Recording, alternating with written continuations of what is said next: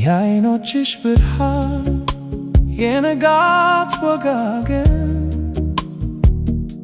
የልቤን ጨለማ ገፍቶ የሚያበራኝ ስምሽን ስጠራ ውስጤ ይረሰርሳል ካንቺ መለየት ሞት ሆኖ ይታይ።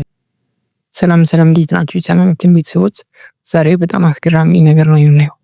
ሙዚቃ ለመስራት የግድ ስቱዲዮ መሄድ፣ ድምፃዊ መሆን ወይም ሙዚቃ መሳሪያ መጫወት የማያስፈልግበት ዘመን ላይ ደርሰናል። ዛሬ በኤአይ ወይም አርቲፊሻል ኢንተለጀንስ ብቻ እንዴት ምርጥ የአማርኛ ሙዚቃ ግጥም እና ዜማ መስራት እንደምንችል ደረጃ በደረጃ አሳያችኋለሁ። እስከ መጨረሻው አብራችሁን ቆዩ። የመጀመሪያው ቅድመ ሁኔታ ግጥም መጻፍ ነው። ግጥም ለመጻፍ መቸገር የለባችሁም። እኔ ለምሳሌ ጀሚኒ ኤአይ እንጠቀማለሁ። እያችሁ በሰከንድ ውስጥ በጣም የሚያምር ግጥም አዘጋጅቶልናል። አሁን ይህን ግጥም ኮፒ አድርገን እንወስዳለን። አሁን ዋናው ክፍል ላይ ደርሰናል። ግጥሙን ወደ ሙዚቃ ለመቀየር ኤአይ እንጠቀማለን። ሊንኩን ዲስክሪፕሽን ቦክስ ላይ አስቀምጥላችኋለሁ። እዚህ ጋር ከስተም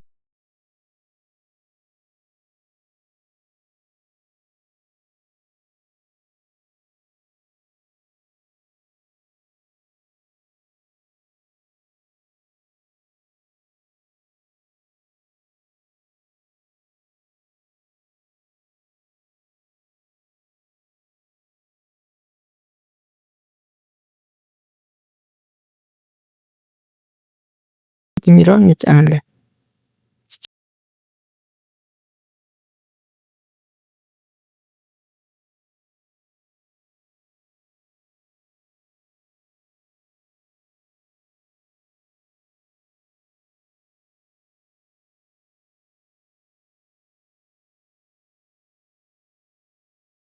ውጤቱን ነው የሚስመው።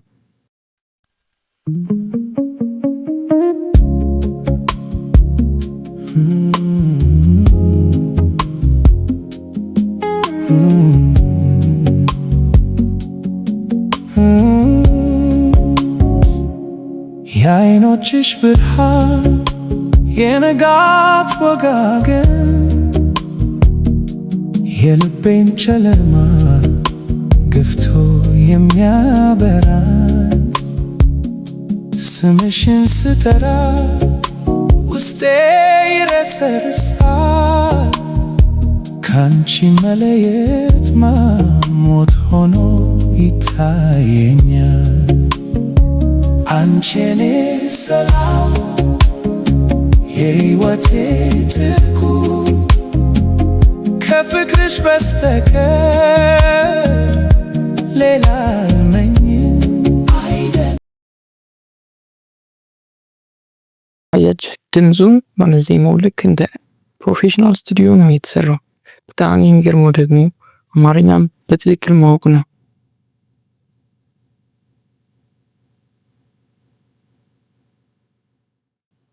በዚህ መንገድ የራሳችሁን ሙዚቃ መስራት ትችላላችሁ።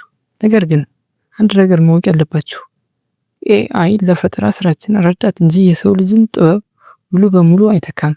ለዩቲዩብ፣ ለቲክቶክ፣ ለኢንስታግራም ቪዲዮቻችሁ፣ ለልደት ሰርፕራይዝ ወይም ለመዝናኛ መጠቀም ትችላላችሁ። ቪዲዮ ከጠቀማችሁ ላይክ ማድረጋችሁ እንዳትረሱ። ጥያቄ ካላችሁ ኮሜንት ላይ ጻፉልኝ። ሰብስክራይብ አድርጉ። በሌላ ቪዲዮ እስከምንገናኝ ደህና ሁኑ።